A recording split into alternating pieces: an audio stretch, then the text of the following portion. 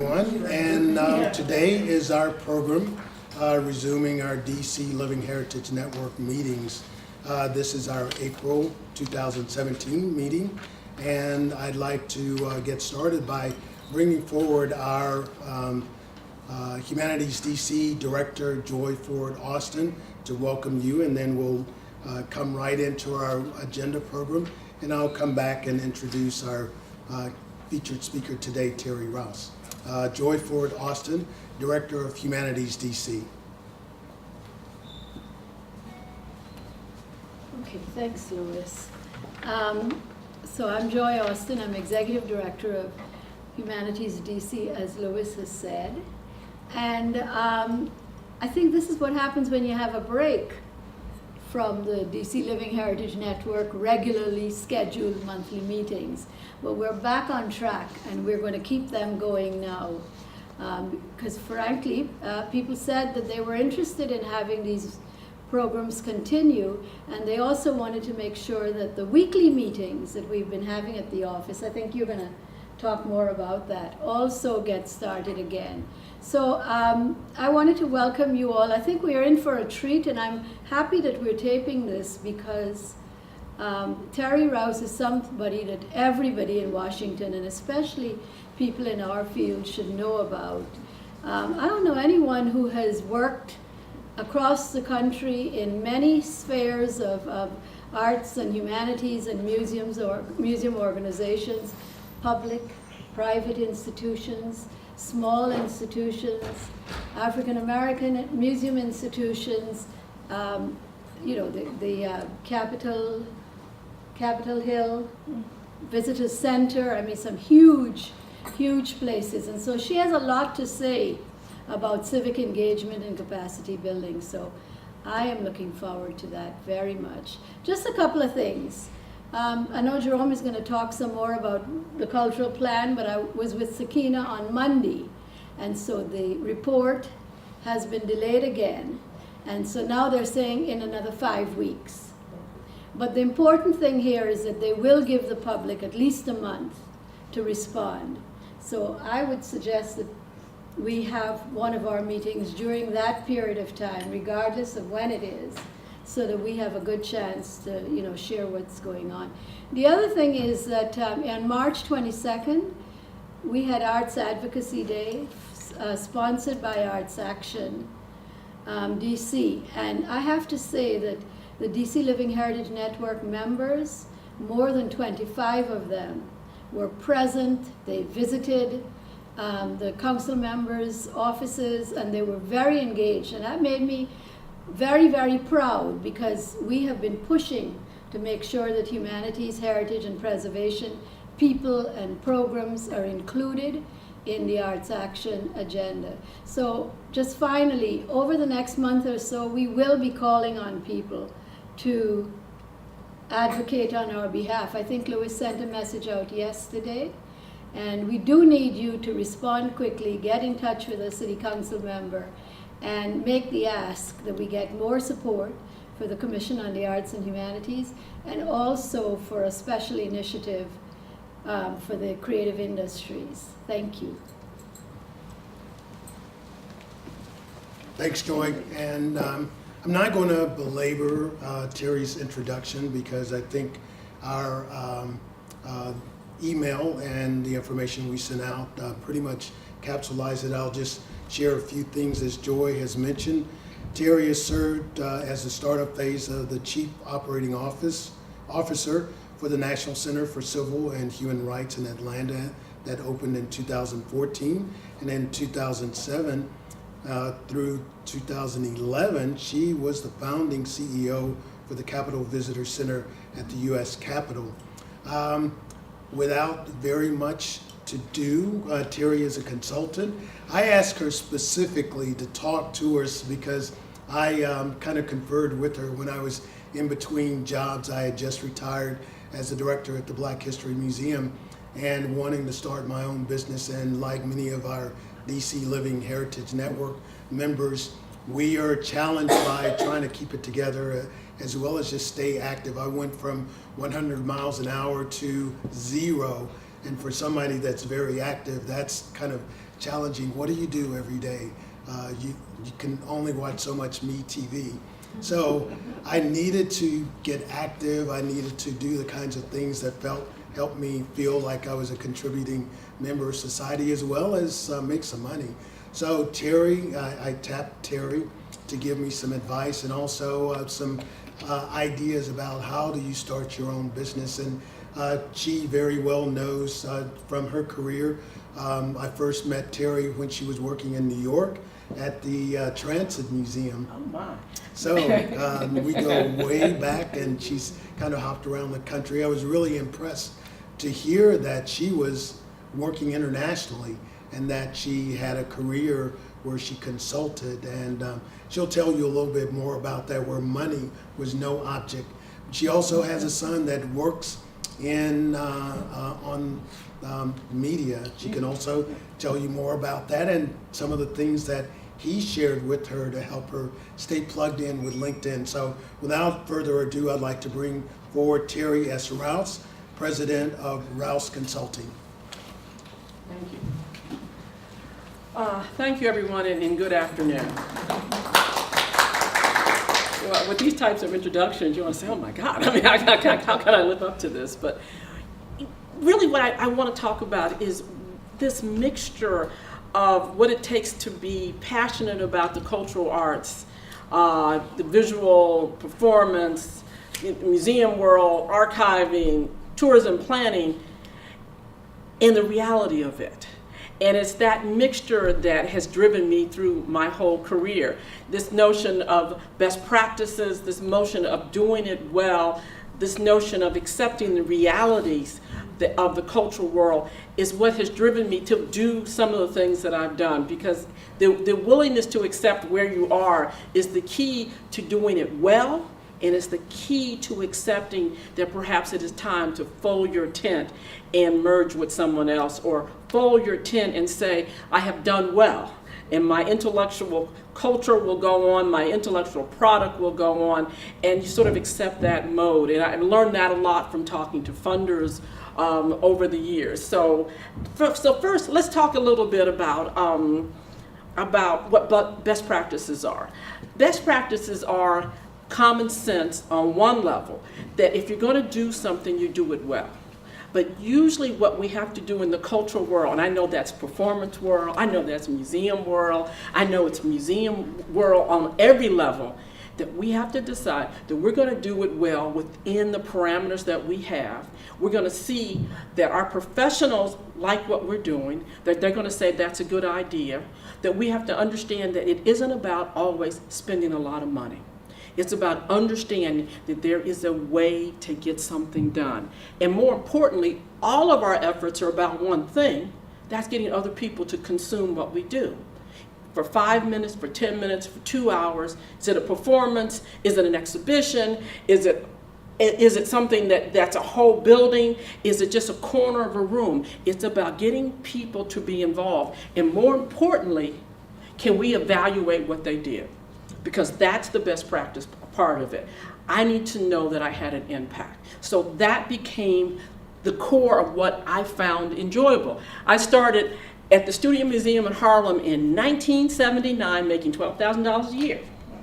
I could pay my rent and eat in the same month. This was big in 1979, so it was good. And it was a wonderful time to be at the Studio Museum. Mind you, I was Trinity College, Hartford, Connecticut, was where I went to undergraduate school. I was the second class of women, the largest class of African Americans. There were all of 18 of us. I think we graduated 8 of them at the end of my 4 years. I went from there to Cornell University, to the Africana Center, when there were people like Walter Rodney still teaching there. You know, it was a moment to be involved in Africana studies. And what interests me was the history of economics and the history of Africa, because my undergraduate degree is intercultural studies. I had a chance in the early 70s to deal with the concept of the world. You know, I read Conversations with Oga Tamele at 19 years old. Seminal work on cosmology in West Africa. So it taught you how people thought in other worlds. I read 100 Years of Solitude, talking about South America. He just recently died. All of those things teach you that people think the same, but in their own worldviews. So when you sort of begin as a young person to kind of get that in the era of Black Power and in the era of that we all need to be marching the same way, it taught you to be a little broader in your concept. But as the educator in me began to really kick in, to realize that I need to have a way to help other people understand a broad picture or a piece of the broad picture. So that combination helped me tremendously. I went to Columbia after I finished Cornell and got a master's degree in African history, and I have an international affairs degree, which I've often said I never used, but I also got while I was there, that taught me again the rigor of what you had to do. I mean, I studied Hausa. I couldn't possibly repeat 5 words right now, but I studied Hausa. So you begin to understand how people think in that part of Nigeria. You look at how the economics drove everything, and you look at how the cultural arts, if you're looking at that, played into that. So the world began to make sense to me in structure. And so my desire then to work for a museum was, how do I help other people understand how all of these things impact on their world?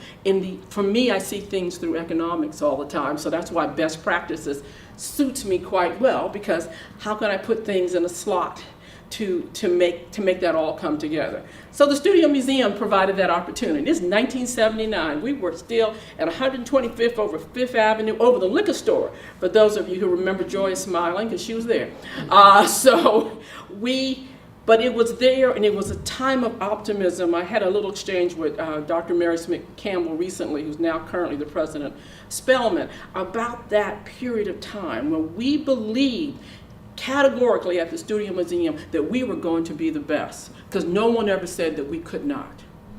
And that was the beauty of the education I had, the beauty of many of us. We believed in the 70s that we could do the best because we were. So we went out to do the best. So that meant that you could go to, as I did, workshops at Smithsonian, workshop at the Metropolitan Museum of Art that used to do workshops, and you figured out how you could do the best.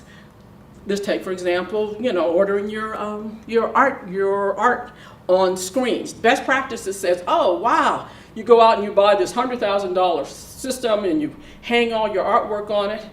Well, best practice really doesn't say that. Best practice says that you have a system whereby you have your work separated, and as long as it's neat and clean and there are no bugs and all that, you can do that.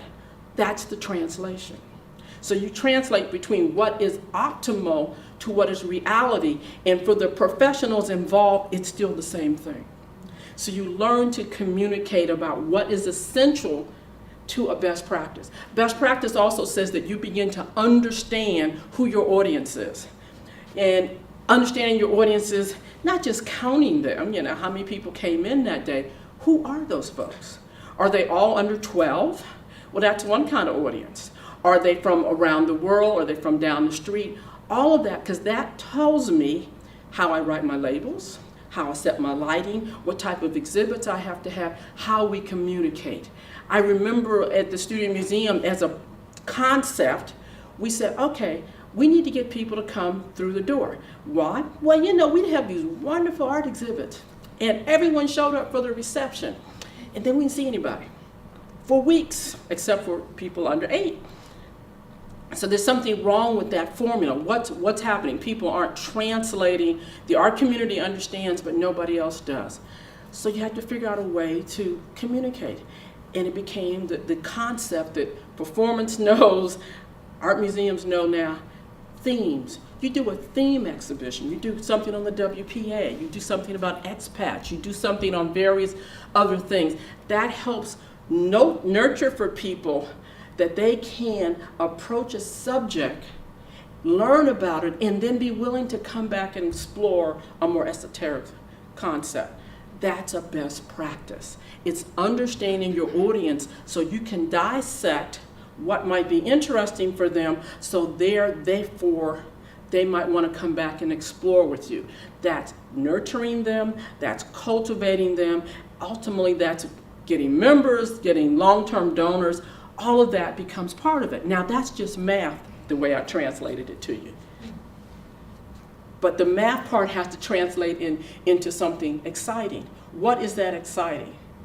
It's looking at those themes and saying, okay, well, let's figure out how we begin to talk to people. In the performance world, it works. I did turnaround work for the Atlanta Ballet. And you're looking at a ballet company whose cash cow was one fundamental performance. And you probably all know what that is because you've probably all seen it. The Nutcracker. Cash cow, every parent has their child in it and people come and blah, blah, blah, get dressed up and say it's the cash cow. Is it high art all the time? Maybe not. But if you can get somebody to come to see that, entice them enough, you may be able to get a portion of your audience to come and explore something by Baoqing or explore some other types of performances. But you first have to get them in the door. So it's communicating to them through the notion of themes so you can back into the science of what percentage of your audience might be willing to come and explore something else at another venue. So it's math, it's understanding your audience, and it's also cultivating the arts. It's getting people engaged in those types of things. It's still a best practice. And that best practice is about that. The hardcore best practice stuff is really about how you get your donors, how you keep your donors, how you translate membership, how you run your facilities, how you take all of the things that are going on regionally through federal government, city government, county government, and translate that into a sustainable format for your project. Because that ultimately is what what's about. And sustainability is not the 3-year grant that you got. It's the 3-year grant that you got and how you're going to live the next 10 years.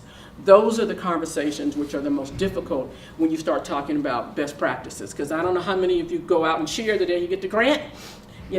Buy that pizza, get that coffee, everybody's really excited.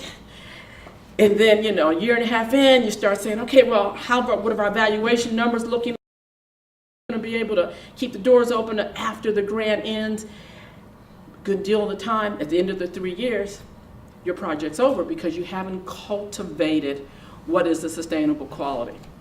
Best practice says you start that cultivation the day you get the grant. And you make sure that you can basically evaluate, send those numbers back out, get some feedback on it, revise what you're doing, continue to send back that, and continue to revise. Now, that's the hardest thing to do. Those are the emotional crying in the hallway conversations that you have to have as an organization. Those are the conversations, that people like to refer to as the come to Jesuses. Okay, are we doing what we said we were going to do? And if you are, then your potential to get additional funding is great. If you aren't, you still have the potential, because often what we do as organizations is we stop and say, I'm not succeeding. Not succeeding is not failing. Not succeeding means you go back to your funder. Guess what? We discovered something else.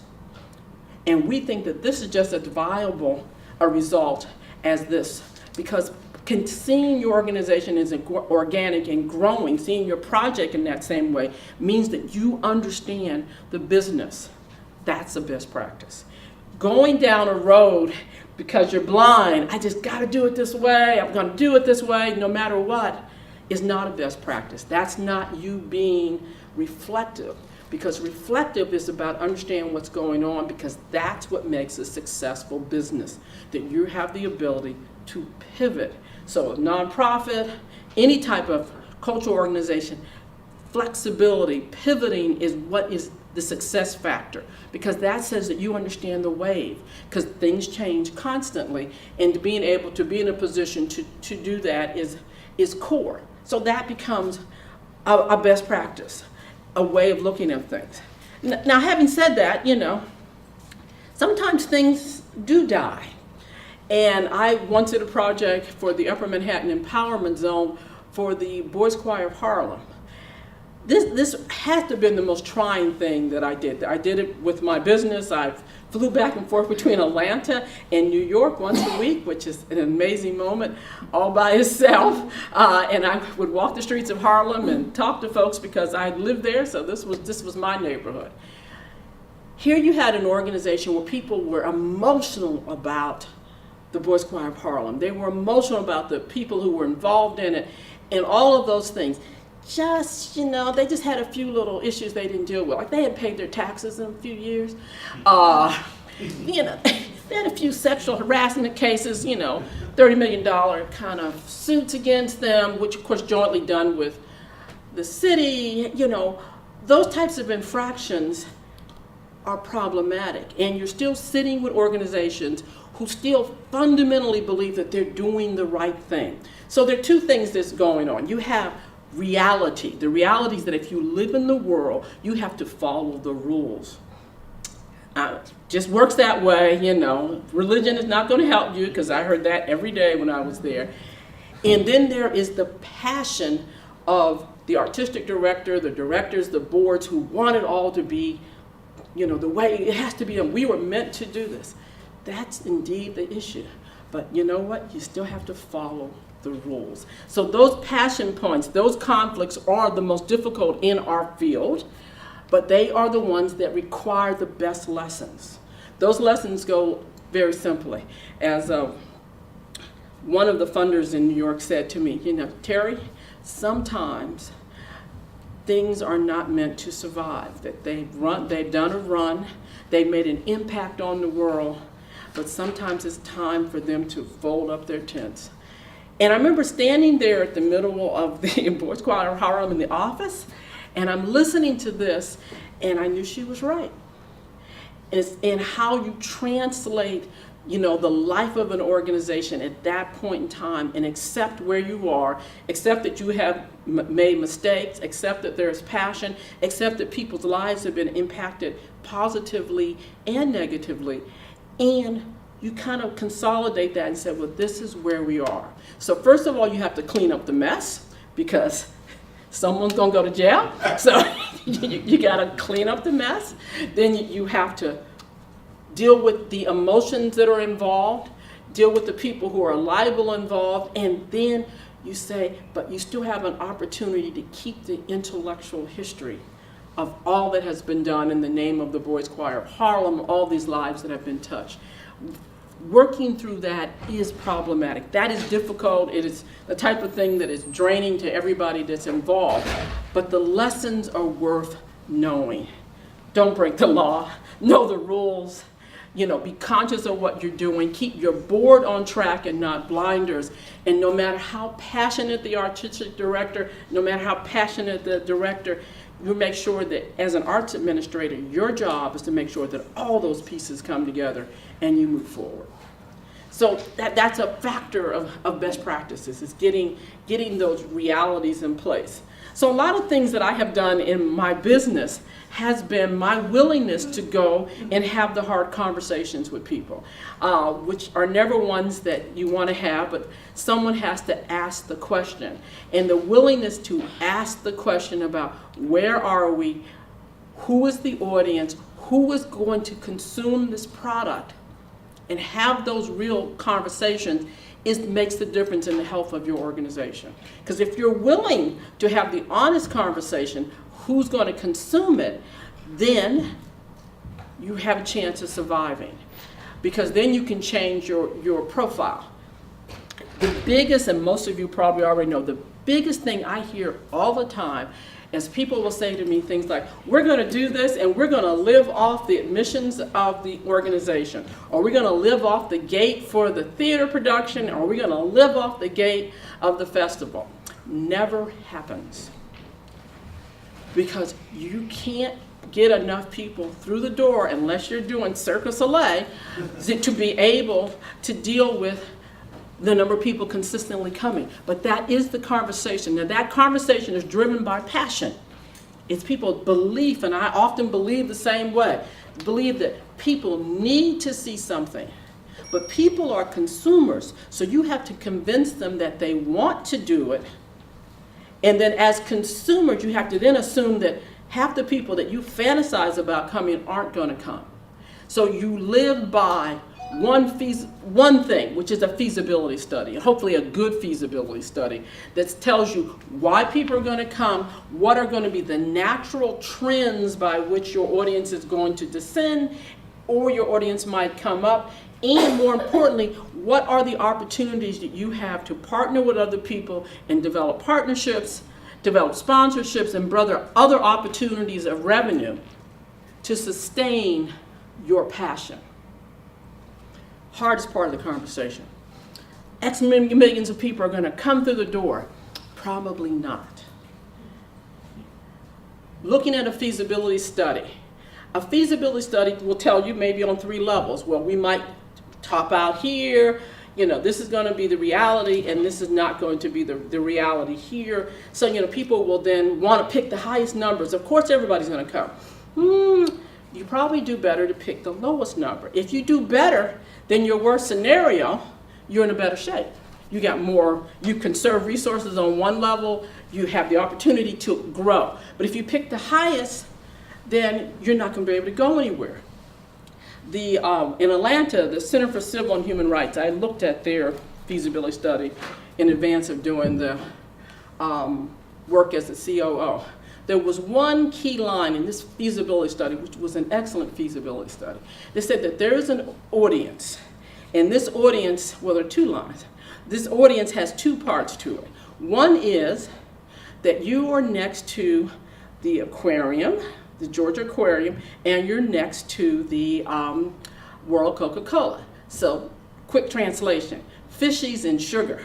So you have a serious issue next to fishies and sugar. Keep in mind, I'm a mother, I'm standing in the middle of Penn Place. I got 5 kids who sort of don't want to be with me. Fishies or sugar or education. Fishies is probably going to win, but sugar might be a close one. So that's reality. The feasibility study said that. Your competition was going to be your neighbors. And not in a negative way, but that you had to provide that opportunity for a pleasant experience for the parent in this environment. They also said something that we often don't want to remember in the museum world. And that is that once people come once, they're not coming again until Aunt Mary comes in from Iowa on vacation. So, that's how we consume places. It doesn't even have to be a museum. That's how we consume places, is that you go and then you don't go again till there's a tourism opportunity. Your feasibility study tells you that in numbers. So you consume that feasibility study, you build your plans so you're not dependent on admissions, that you keep something exciting going on, you have a program to outreach to your immediate community, so you give them a reason to come other than a rental, that they're renting you for some event. And once you cultivate neighbors, which means 150 miles around, then you now have a package because you understand your community. So all of this is best practice. It's understanding audience down to fundamental.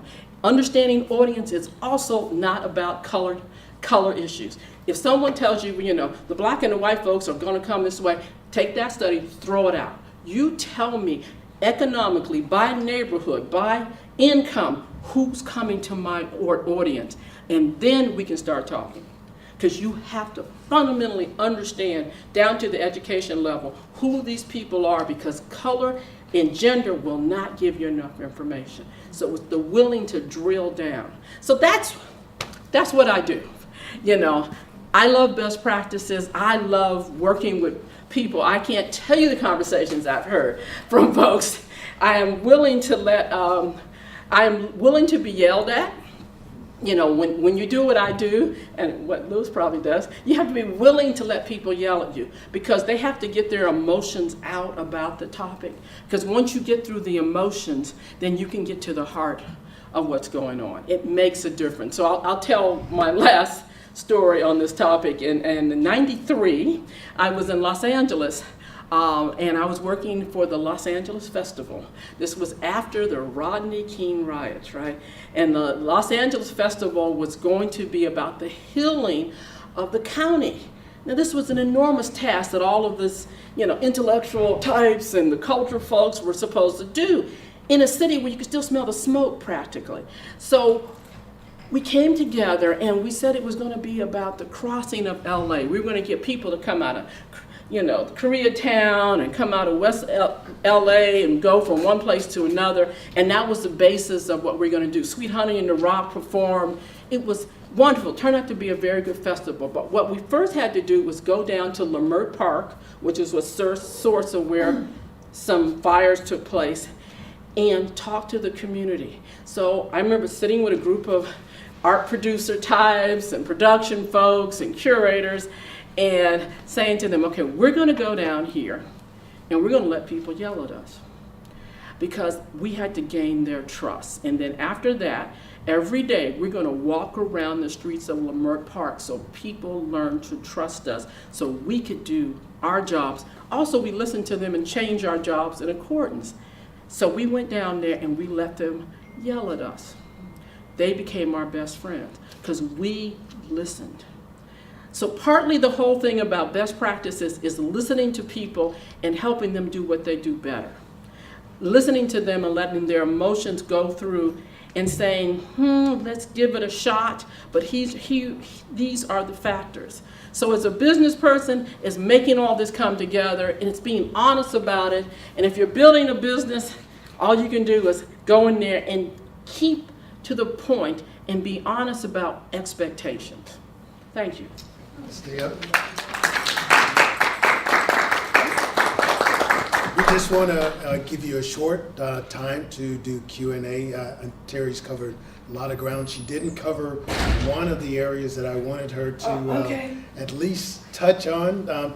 Her son gave her some great advice about getting her business up and visible. We talked real quick about LinkedIn, and she was giving me some hints about LinkedIn. She has 9,000 people to my pitiful 100. But talk a little bit about that, and then I'll open it up to anybody else with questions. Yeah, my son is went to the Savannah College of Art and Design, and he's definitely creative and in the techie world. He really talked to me about being out there. And he said, Mom, you have to do something every day. So on LinkedIn, I've done this over a number of years. I simply repost things that I see about the museum field, because that's mostly what I talk about, but internationally the museum field. And so the big thing that I've really learned from that is you can build your business by people knowing how you're willing to be broad.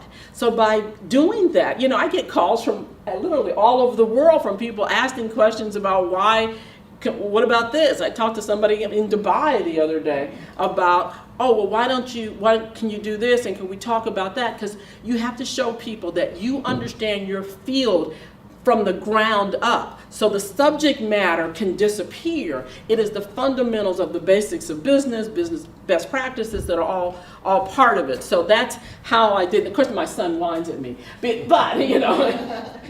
for LinkedIn, and I don't do Facebook quite as much, but LinkedIn has proven to be a very valuable tool for me. So, any other questions? Donald. Okay, I don't know if you can answer this one. Are you familiar with the, not inner workings, but some of the behind-the-scenes stuff of our new African American History Museum? The National Museum for African American History and Culture. Well, a little bit, only because I know all those people. They're my friends. My question was about the feasibility study that you mentioned. And one of the complaints that I've heard about the museum is about the long lines and how hard it is to get in. And they said that the problem is the average person who goes there stays 6 hours, whereas the average person at the other Smithsonian Museum stayed 2 hours. And so my question is, does a feasibility study tell you how long your patrons will stay? It's a very good question. This is a strategy about visitors. So they did, their strategy was to tell, this is a great story. In the museum world, there are two different ways to do a museum. You can do a museum where it tells multiple stories and they're coherent stories So people can drop into the story any way that you want to. The way they did the National Museum of African American History and Culture, to me, has more to do about the history of this country and how we consume museums. Understood one fundamental thing, that African American people have problems with the issue of slavery.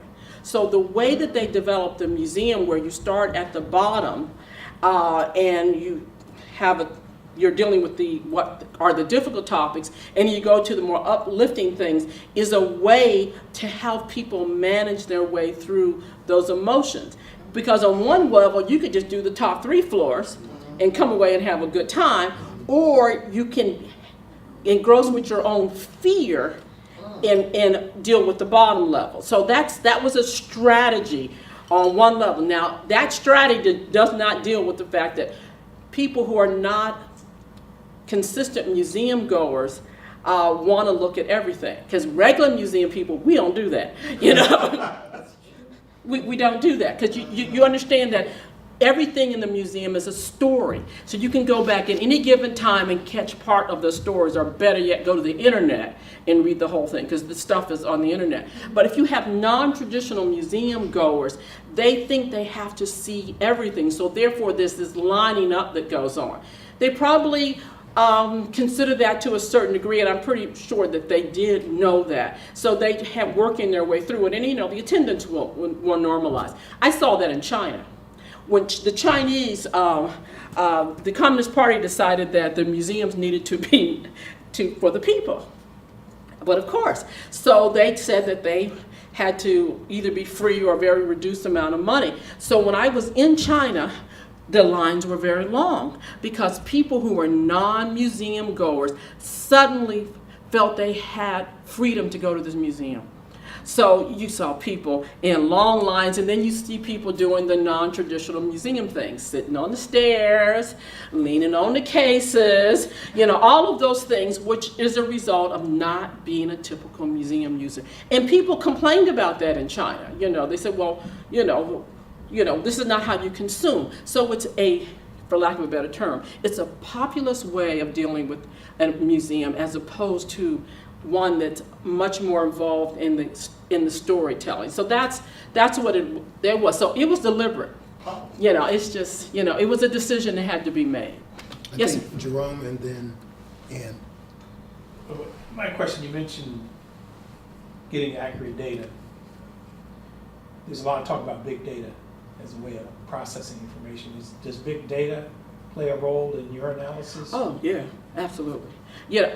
I like to look at the demographics for states and 500 miles around, and kind of start drilling down to that. Getting school data is really helpful, because school data tells you a lot about audience, and then also trying to get business data.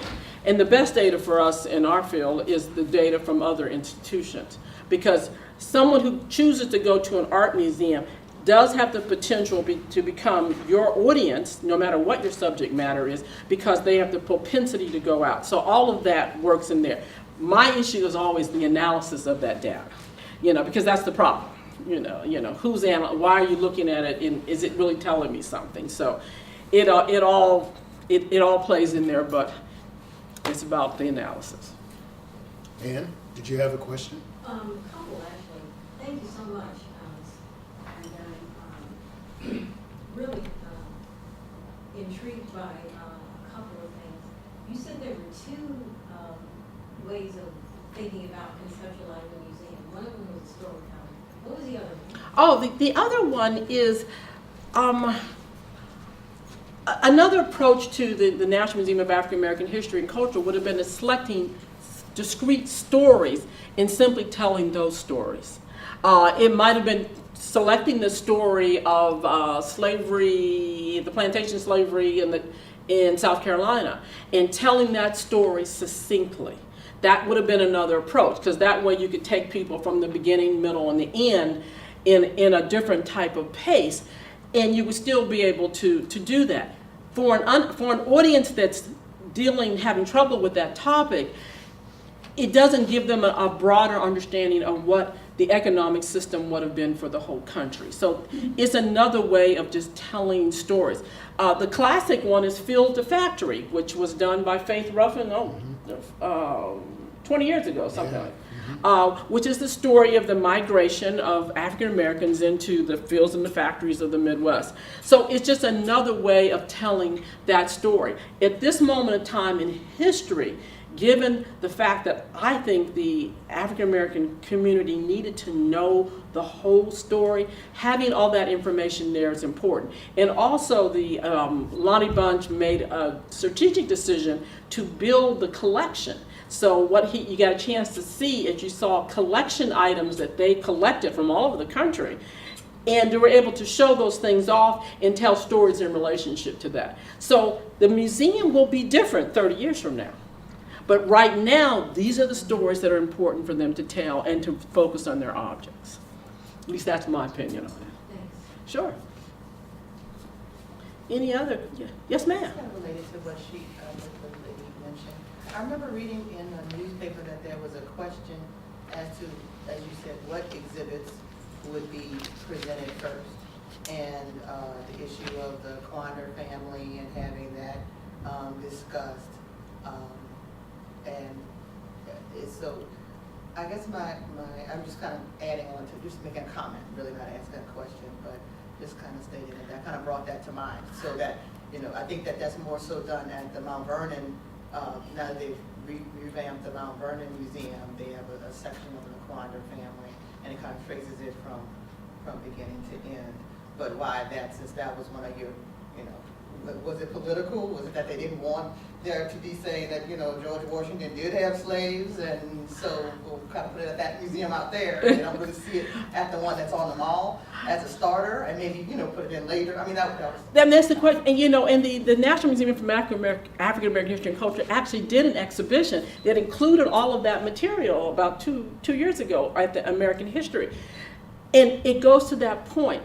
People are now coming to the museum start at this moment. So for everyone now to start at that moment and go through, and then when they come back again to have more discrete stories, it'll help. But it is, and of course this is a no-win situation for them. No matter what they did, people were gonna, it was like, I wasn't in it. Why wasn't I in it? I mean, that's all they've heard. But that's a supreme acknowledgement of how well they've done something. Because if you wanted to be in it and you're not in it, and that's what you're complaining about, that's a sword, that's success. That's a little data instead of big data. So that's sort of all part of that. So. Okay. I have Joy. another question. You just casually mentioned your LinkedIn thing, but I think that's a big deal, a really big deal that a lot of people don't employ.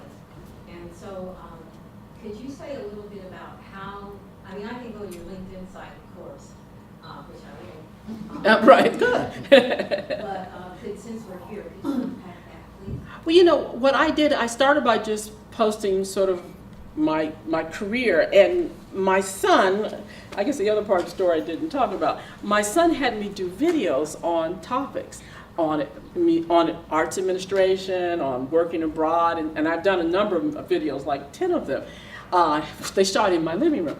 And so I took those shorts and posted them on my LinkedIn. So it's a way of telling people how you approach what you do. And again, you have to neutralize it, that you may be really good folklorist, but you're also a really great, administrator, or you're a really good analyst. So you're trying to communicate to people that these are the types of things you do. And I posted those on my LinkedIn, so it gave people some greater sense of what I was doing. And then what I did is I simply went out to acquire people every day. And so if you acquire people every day, eventually you're going to acquire more and more, and you look up, 3-4 years later, you have a considerable number, and you have a network of people who ask you questions and you respond to. So it's or they ask you, to introduce you to somebody in Saudi Arabia, or to introduce you to somebody somewhere else. So that's a part of what I've done. That's how I also had a chance to be the cultural liaison to Colombia. So I went to Colombia, South America for about 2 weeks, and traveled around the country talking about museum work and museum studies. I did webcasts and that sort of thing. And I also talked about how Afro-Colombians could be more accurately included in the museums there. So it turned out to be very interesting conversations. And of course, you had a translator because I don't speak Spanish like that. So the more people know you're willing to go do those things, you have to be willing to go live in someone else's culture for a while and communicate with them. And then you put all that becomes part of your LinkedIn message. And then posting interesting stories helps considerable. But just being willing to have the conversation is a big deal. Jordy, do you have a question? Just thank you very much. This whole discussion on audience development is really a critical part of the work that I think any any organization trying to get people to appreciate and to engage with the things we care about. And I think there was a practical level to your discussion about how you think about it. But the other thing I wanted to mention was that we actually have a National Museum of African American History and Culture collector in our midst. Ah. Yeah, and so I wanted to make sure that we knew that and appreciated it. Well, it makes it. I was an accreditation commissioner for the American Alliance of Museums. That used to be the American Association of Museums. So the good thing about that 5 years was spending every moment of my day talking about museums, aquariums, science center, is that it was an astute lesson in how well institutions can and cannot run. And your ability to have conversations with people about their organizations, their passion, their anger because you're saying that they do something wrong, was the best exercise I had ever participated in. And it made me more passionate about my field and yet more realistic, all at the same time. So thank you for having me. All right, thank you. Terrie, it's a pleasure having you here, and we could have stayed here all day, but we do have an agenda to push forward.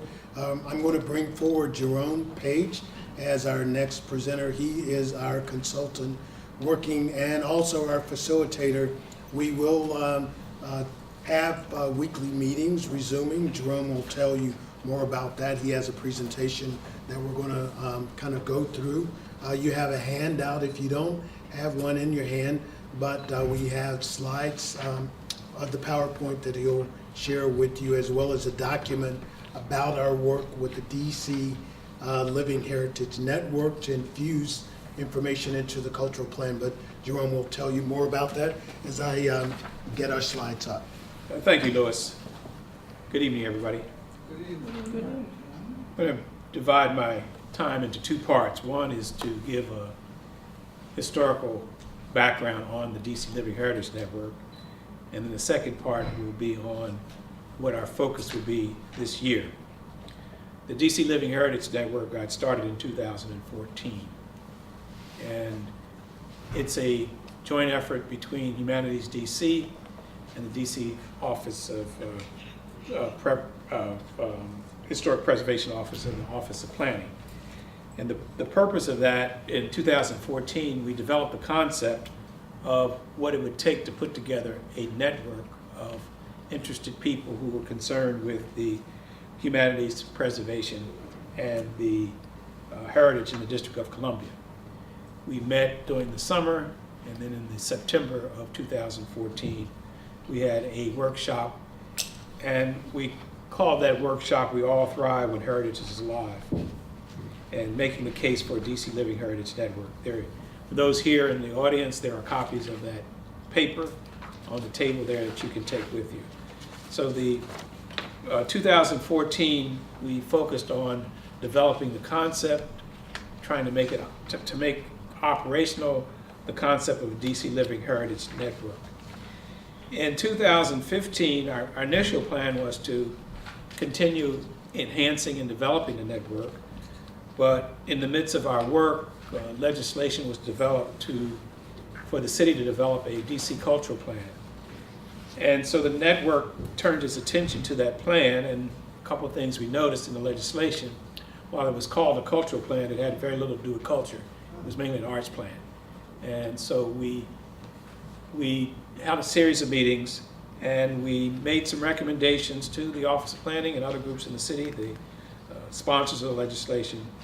And in a workshop in 2015, September 2015, we focused on the theme of cultural inclusion and how to make the cultural plan inclusive of all the cultures in the District of Columbia, including the humanities, historic preservation, heritage, and not just an arts plan. That work was well received. The immediate results were that the Office of Planning revised its request for proposal and to include some of our language, and they spent, the DC Office of Planning worked with the consultants to make sure that the development of the cultural plan, I'll talk a little bit more about that later, included everybody, all the cultures, all the programs, and it wasn't just focused on one aspect of culture in the city. So in 2016, the cultural plan was in the process of being developed.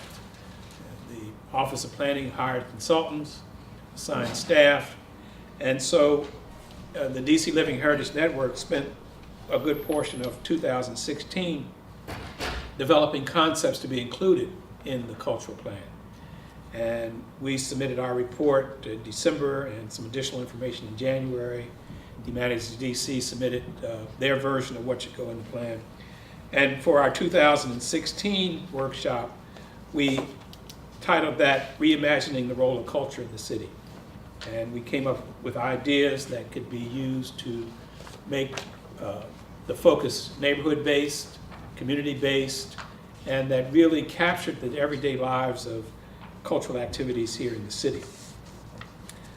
So now we're in 2017, and our theme for this year, which will lead up to our September 2017 workshop, is called Best Practices in Strengthening and Sustaining the DC Living Heritage Network. So in a way, we're going back to our 2014 theme, when we developed the concept paper, We All Thrive When Heritage is Alive, making the case for DC Living Heritage Network. So one of the things that we found out over the years is that there is just a wealth of ideas and interests in the district. And so if you call it, so our theme for this year, leading up to our September, is this whole notion, we go back to the first slide, is we want to focus on our meetings, our monthly meetings and our weekly meetings, in this whole notion of creating an innovation lab. So we're going to kind of use that model to bring people together to think about ideas that we can incubate and implement. And so what I'm going to walk through is just a working set of slides that over the next few months we hope to flesh out, then will become the paper for our workshop in September 2017. So you can go to the next slide. There's all this notion about hubs and creative economy, and there's share space, there's WeWorks, there are just a number of places around the city and around the region where people get together to share ideas, and this whole notion of bringing people together in spaces and ways that create new ideas and new ways of doing things. So these spaces can be both physical and virtual. Last year we used a platform called My Sidewalk to talk about the virtual aspects of people coming together. So we had a virtual space where people coordinated and communicated, and we also had the physical space of the monthly and the weekly meetings. So what we're trying to do is create this symbiotic relationship between the physical and the virtual spaces for those who are working in the fields of humanities, heritage, and preservation.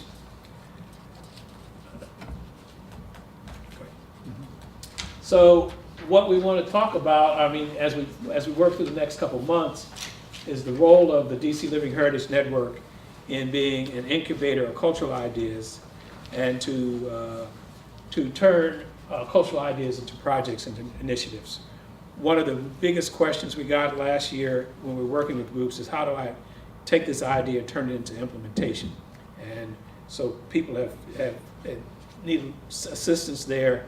And in some of the suggestions that the DC Living Heritage Network made, and also HumanititesDC made to the planners for the DC Culture Plan, is to kind of create this whole notion of kind of a technical support area for cultural groups. So I mentioned that one of the focuses or the foci of HumanititesDC is this whole notion that humanities should be neighborhood-based. And one of the things that HumanititesDC has been doing for the last 35 years is taking the disciplines of the humanities out of the academic institutions. And the disciplines cover such things as history, ethics, philosophy, jurisprudence, civic reflection, language, literature, religion, journalism, and the study of culture. And it places them in the hands of the residents. And so what this does is make the humanities, and by extension, heritage and preservation, by and for locals. And it makes them neighborhood generated.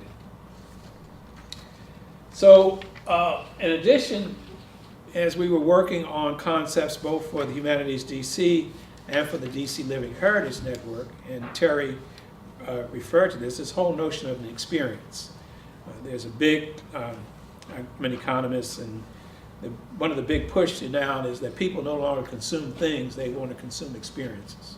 I mean, that's the new tag word. I got some philosophical issues with that, what happens when you turn an experience into a commodity, but we'll just go with it as it is now. But so what constitutes a humanities experience?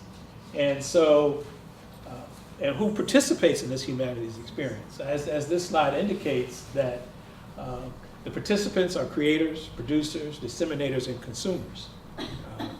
And what constitutes this humanities experience is people can learn, appreciate, and reflect on the history of the place and space in which they find themselves.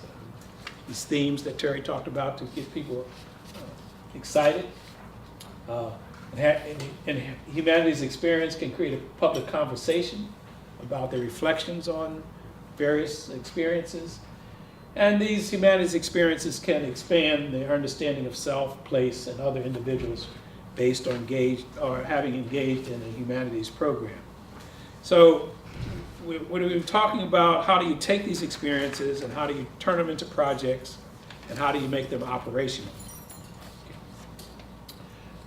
In the work of HumanititesDC, since all organizations need to be outcome-based now, how do we know that we've achieved something? And these are some concepts that HumanititesDC uses, is that at the end of a process or end of experience, has somebody gained a new perspective? Have they deepened their reflection? Have they expanded their understanding? Or have they enhanced the appreciation of their own experiences and activities and those experiences of others in the city? So when we talk about experiences, when we talk about programs, when we talk about activities, at the end of the day, we want to say what has happened. And one of the taglines in HumanititesDC used to be humanities as a transformation experience. And this concept of transformation, as a result, at the end of the day or at the end of the program, do you have new perspectives? At the end of the program, have you deepened your insights into what you're engaged in? At the end of the program, has your understanding been expanded? At the end of the program, do you have a great appreciation for yourself and for others? So when we're talking about cultural plans and cultural planning, we also need a definition of culture. So we went out on a limb, not being anthropologists, but we figured we'd go ahead and define culture anyway.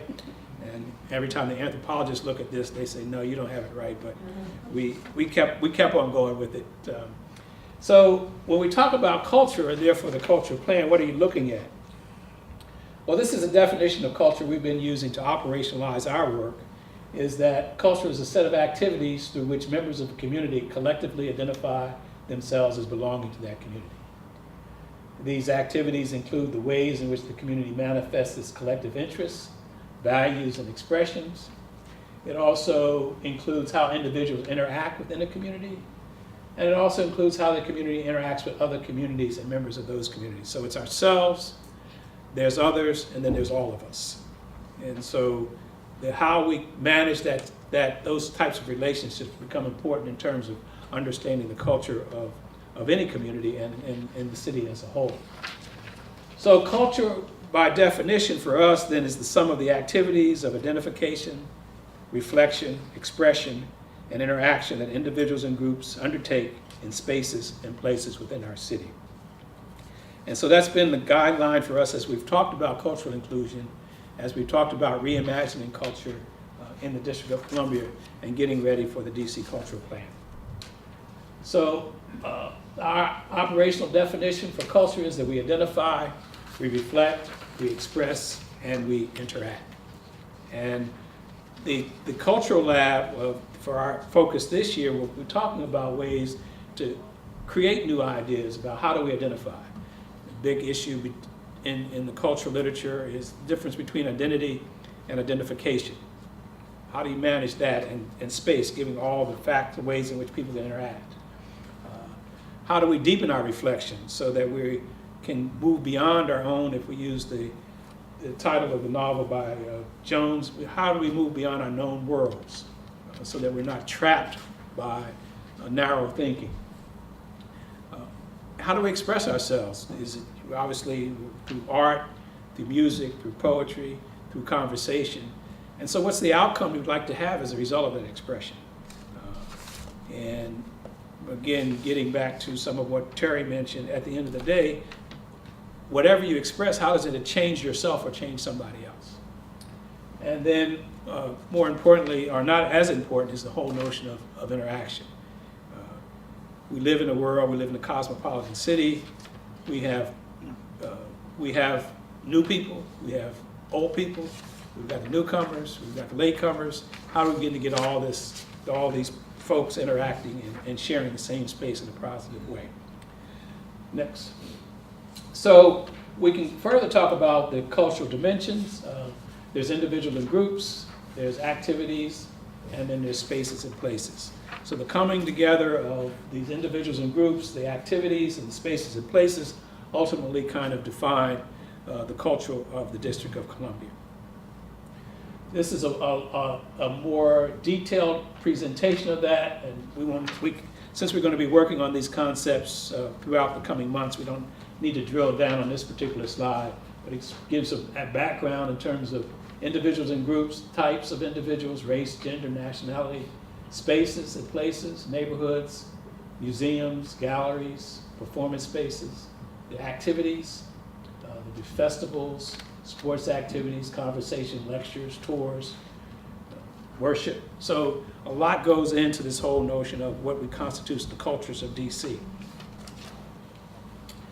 And then I mentioned the word cosmopolitan, and this is whole notion that DC culture is fundamentally a cosmopolitan culture. And so it's important to be able to hear, honor, and respect the stories, narratives, and voices of all the many cultures in the District of Columbia.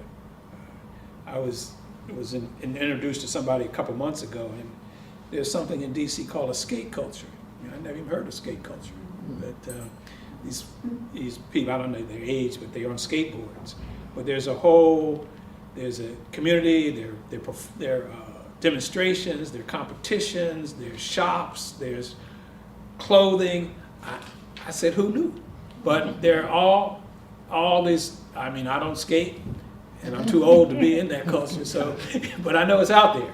And so not just the skate culture, but I happened to stop in the go-go shop here to see what the latest CDs were, and I didn't realize that the go-go culture is still very much alive here, and they're CD based. I keep thinking about streaming audio, but a wall of CDs. I said, who uses CDs anymore? But yes, you do. You do, okay. All right, so maybe I move a little too fast. But the point is whether it's your place of worship, or whether you hang out at Starbucks or Pete's Coffee or Share Space or Mulebone or whatever your local place that you hang out, is that people come together and there's this exchange of ideas, and it's important to be able to to hire that, to be able to hear those voices. I mean, I could go on for stories about that. I was in a conversation in my neighborhood on west of the park, and everybody was talking about the new people. And I had this guy, I know, who the new people? Well, these people have been living in Chevy Chase for 30 years, and they didn't want any new people in their neighborhood. It didn't matter what color they were. They just didn't want this smart growth crowd coming into their neighborhood. I said, oh, okay, this is different. But the whole notion is that everybody has their sense of space and place, and how do you accommodate the change that goes along with that? So that's some of the things that we'll be talking about over the next couple months. Okay. Now, what you have here is a graphic that tries to identify and put in context some of our work with some of the early thinking of the DC Office of Planning on the DC Cultural Plan. And I say early thinking because we haven't seen the final document, and as Joy indicated, it'll be another 5 weeks. But the Office of Planning, in some of their outreach efforts, defined 4 categories to organize the cultural plan.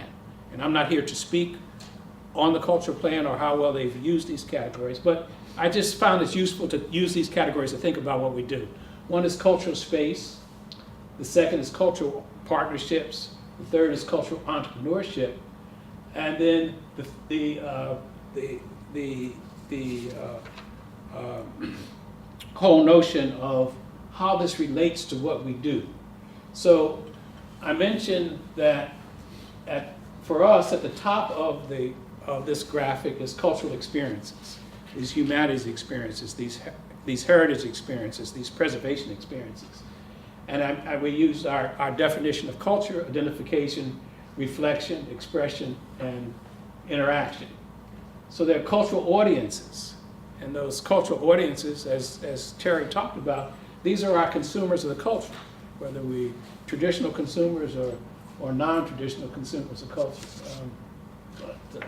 I have a different theory about why the lines along at the the Museum of African American History and Culture, but I tried to get in there one day. But I think part of it is the newness of it, but also people are so excited to see the expression of their culture. It's almost like going to Mecca.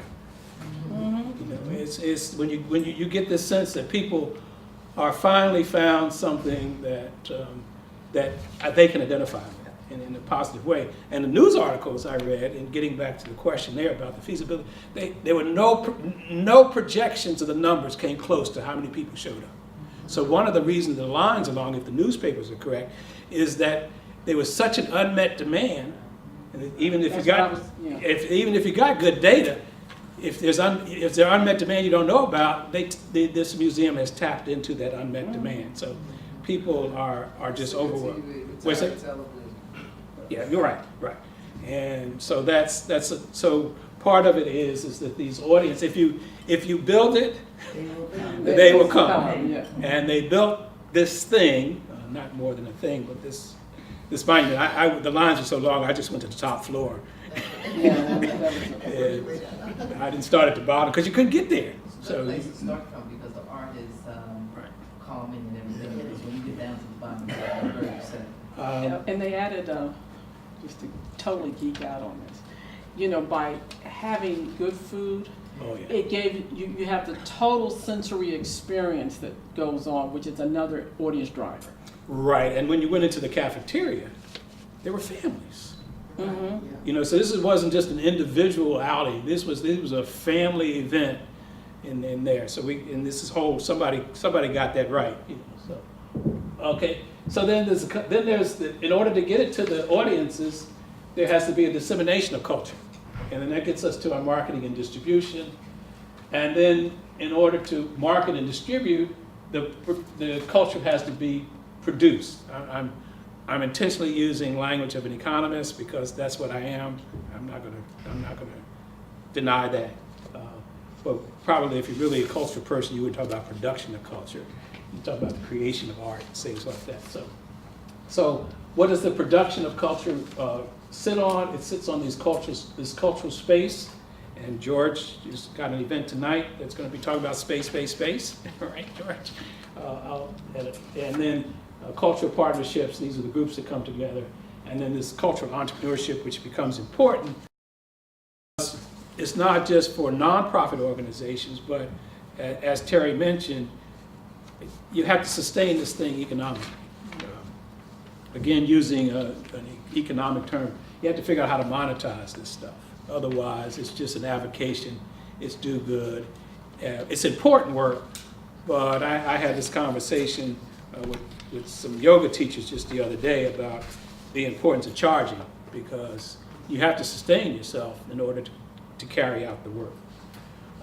So these categories, of culture, cultural space, cultural partnerships, cultural entrepreneurship, are things we'll be working through as we move through the summer up through our event in September this year. So this is considered this is draft work now. So Louis, okay. We also developed a concept when we were talking about cultural inclusion about who are the cultural companions. Yes, there's the arts, there's the humanities, there's the heritage, and there's preservation. And in some of our other work, we have a chart that shows arts, humanities, and science to show the link between all those, because the STEM stuff becomes important as well. So these are the cultural companions that we think that the cultural plan, DC cultural plan, should focus on and talk about the ways in which they can collaborate and interact. I took that very busy chart in the beginning, if you can go back a couple slides. This here, go back one more, the other way. Right, this one here, so fast forward. Yeah, so I turned it in. The other matrix that the early work of the DC Cultural Plan, they talked about culture, they talked about performer, they talked about stage and audience. So what they're going to do is use these themes to organize the presentation of material. So what I did is, on the left-hand column, put in the 4 categories: space, entrepreneurship, partnerships, and identity. These are the categories that are coming from the DC Cultural Planning, and say that we should figure out how to populate this matrix. You know, how does space relate to performer? How does space relate to stage? How does space relate to audience? And again, these are just some early concepts, some early thinking that we'll be working through at our subsequent meetings. Next. So this whole notion of performer, stage, and audience is grounded under these concepts where space, entrepreneurship, partnerships, and identity all kind of become the base from which we can talk about culture in the District of Columbia. So the categories that the DC cultural planners are coming up with are these categories of performer and stage and audience. Now I have a little challenge with how do you fit humanities in that, but I can work with that. So, but keep going. And then, so we take this performer, stage, and audience, and then underneath that is this, all this from our perspective should be humanities driven and enriched. And so how do you enrich this, how do you support identity or make humanities part of identity, or how does humanities inform identity? How do you create humanities partnerships? How do you create humanities entrepreneurship? And how do you create spaces for the humanities to thrive? And when I mean humanities here, I'm also talking about heritage and preservation. And so part of what the Humanities Council does is fund activities that get manifested in all these different ways, and which Joy indicated that several of our participants showed up to talk about support for the Commission's budget, DC Commission on Arts and Humanities budget, and for supporting the humanities in the District of Columbia. This is, yeah, you can go there. And so just to break this down again, the categories that humanities, the DC cultural planners are using are performers, audience, and stage. So our question as we talk about incubation and innovation of ideas is how do we take ideas, buy-in for locals, and manifest those into these concepts of performers, audience, and stage. This is the neighborhood-based. Can you go back one? I'm sorry. Yep. come back the other way, yeah. So this is the audience, stage, and performers and neighborhood base. If you go to the next slide. We talk about production of culture, consumption of culture, and the distribution of culture. So again, being neighborhood based, and then the next one. And so what we'll be doing as we work through this summer is kind of populating this matrix for what it means for us at the DC Living Heritage Network. What does it mean for best practices as we move forward and as the DC Cultural Plan gets developed and implemented. So, thank you.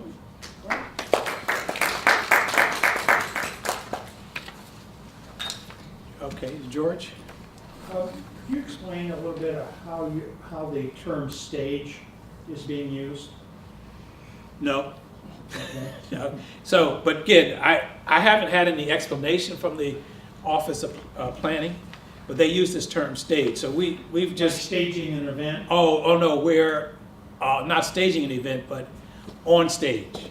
Okay, I'm sorry. I guess I do have an answer. Yes, but on That stage. was too logical. It's on stage. So if you think about, if we go, okay, so we have performer, you have a performer. Performer performs on a stage to an audience. Okay, so that's the notion there. Yes. So, the idea of the performer, what's the range of performers? I know we're probably talking about educators to artists to, what's the concept? Okay, that's our goal, is to, as a group, say what we think the concept of performer should be. Yeah, how many different? That's up to us. So that's up to us. And so when the draft of the cultural plan comes out, we can say, well, you use the term performer, but it doesn't include the educator. You use the term performer, it doesn't include the poet. You use the term performer, but it doesn't include this. It So, does include that. I'm saying, this is all, or I'm just saying, you can have some criteria as to what you think a performer should be. Mhm. And you, so, yes. So, I'm not sure how, HR 57 Mm-hmm. played a role with identifying, those different, what role it played in those different categories of performer, stage, and audience. I mean, does it exist anymore? Oh, When I first got here, everyone emphasized, I'm one of those trained plans, even though I've been here about 20 years. But everyone emphasized the importance of HR 57 and having a space that was actually sponsored by the House of Representatives for there to be a venue for jazz and people to express jazz. And so initially when I came, it was on 14th Street and they moved it to 8th Street and then it was gone.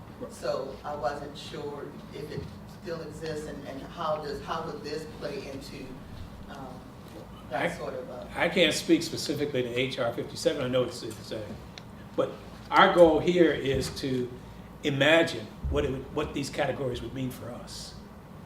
So we have a blank sheet of paper, so to speak. Our goal is to imagine what they mean for us and how do we operationalize those meanings. And as listening to Terrie talk, one of the things that I always tell people, there's the idea of the thing, and then there's the thing themselves. Most people are in love with the idea of the thing, but they don't do very little about the thing itself. So, Set and subset. what do you say? Set and subset. The subset, right. And so our goal here in the DC Living Heritage Network, as we go through our monthly and weekly meetings, is to imagine what this would mean for us, not what is meant for HR 57 or so. What do you represent a group, or do you have an interest in? Yeah, I have an interest and I work with different community groups on different types of art and educational programming. Okay. And so. Right. So you would have the program and the activity, right? Say art. Then you have the artist as the performer. And the space then would be the gallery space or the exhibition space, and the audience would be people who come in. So you want to take your activities and kind of think through what they mean in this particular context. So Lewis, if you could go back a couple slides, I'll tell you when to stop. Keep going, keep going, keep going. Okay, if we come here, if your cultural experiences are at the top, which is the art production, you know, the thing that's going to be consumed by the audiences, then how do you define your audiences for that? How do you have to train the students if it's a student base, techniques of art, expression, and then what kind of space do you need? Who are you going to collaborate with? Who are your partners? Do you want to form an organization that's either a nonprofit or a profit that then looks at carrying the work on subsequently? And then how do you work it? What kind of spaces are you working in? Physical, digital, virtual? What kind of collaborations do you have? Within the school, with other schools, with neighborhood groups? Then, if it's a nonprofit, how are you going to sustain yourself as you're going forward? So this becomes a matrix to think through what it is that you're doing. And so when assuming that this is the model that the cultural planners use, when they come out with their plan, you can say, this is how I fit in. Yes? I noticed that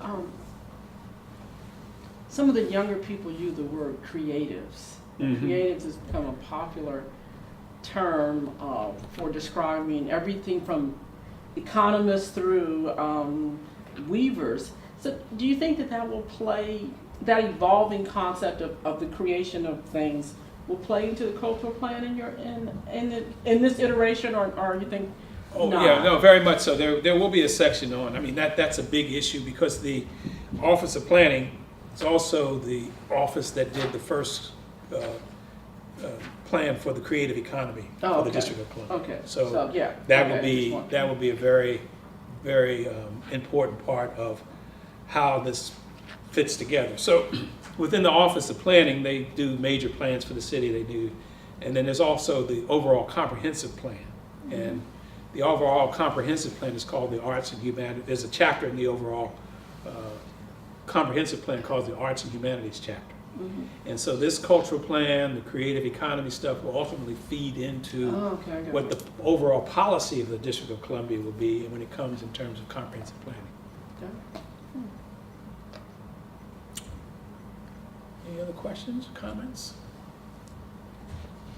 Yes. Well, I did want to comment on the skateboard culture. Oh, you do? You skateboard? Oh, okay. So, But they do have at the, I think for the past 2 years at the Kennedy Center, they have a Yes. huge exhibit where they take the skateboarding and they combine it with jazz, or they had different types of, I think last year was Cuban music. Mm-hmm. And so they had the kids out there, and young and old, with their skateboards, and they were going into they actually built a stage for skateboarding, and then behind it there's a venue where they have the music, and so it kind of brings those, those different groups together. So, and then the emphasis on, I think it was probably around the time when they were kind of lifting some of the embargo things with Cuba. Mm-hmm. So they had a lot of Cuban bands, so it brought the Cuban experience, it brought the skateboarders out, and then people just like music, and loved the Kennedy Center. So it was wonderful. Yeah, that was in the context that I was talking to somebody who did the planning for that. And wow. I said, okay, wow, but I'm self-employed. I work out of my house. I don't get out often. People tell me I need to get out more. So I just tell a joke. I'm in the meeting, talking about educational policy, and they're talking about the demands on the growth of the kids in the DC public schools. I said, well, where are all these kids coming from? He said, you haven't been out, you haven't seen all these strollers? So yeah, I live a sheltered life. I didn't know about skateboards, I didn't know about strollers, but all this is going, but the thing is that all this is going on, and we need to figure out a way to tap into it and make sure that it's part of what's happening. So. Just remind people of the meetings. Okay, so if you look on your agenda, there's we're going to start a series of weekly meetings, and this is, people just come together and discuss things. There's no structured agenda. It's whatever's on people's minds. We from Tuesdays from 11:30 to 1 at Mulebone. It'll be upstairs in the back. And then we have our monthly meetings scheduled through June, and we'll be extending those through October once we get the places identified. Okay. All right. And those start next Tuesday. Yes, the first of the weekly meetings start on May 2nd. Okay. No reservations needed. So if it's just me and Lewis talking, we'll be there. Whoever else shows I up. know he's cool, so if he's hanging out with you, that'll be real cool. Okay, so thank you very much. Lewis, you want to wrap up? Yep. Please tell your friends about our DC Living Heritage Network meetings. And we found that these Tuesday meetings are basically a organic way of people kind of networking, finding out best practices, connecting, finding out about projects, developing relationships, and also putting structure to what they do. And oftentimes people have ideas, but they're just kind of grappling with the way, and Jerome is an excellent person of putting a structure to your ideas. So this is what we have developed the DC Living Heritage Network Tuesday meetings for, as a way of infusing our ideas and also developing a way, I think Joy and Jerome kind of emphasized how we were able to use this network to infuse our ideas, because the cultural plan was kind of developed as a way of giving voice to arts in the cultural plan that was being developed for the city, for the master plan, but humanities was missing. But as a result of our meetings over the summer, we came up with a plan, a very formal way that Jerome and Joy pushed forth to help grow. So understand that humanities are an integral part of the arts. They inform the arts, and so our cultural plan helped infuse the language so that they developed a master way of developing what the RFP was going to be for the consultant. So very important. Your participation is very important to helping us inform our city fathers to help us direct the way the city's going to go in the future. So thank you so much for coming, and please continue to share what we're doing with your friends and invite them out to future meetings. Thanks.